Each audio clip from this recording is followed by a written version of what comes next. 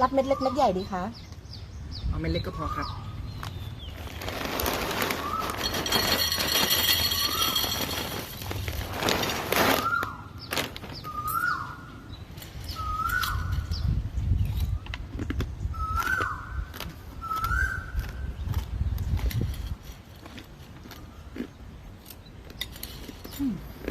นี่ค่ะเผื่ออยากกินเม็ดใหญ่ด้วย ขอบคุณครับ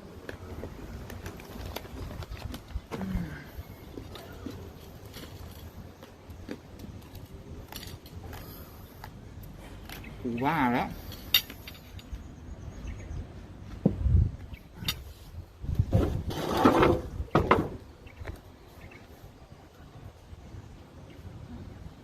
เช็คบินด้วยครับ 30 ล้านค่ะ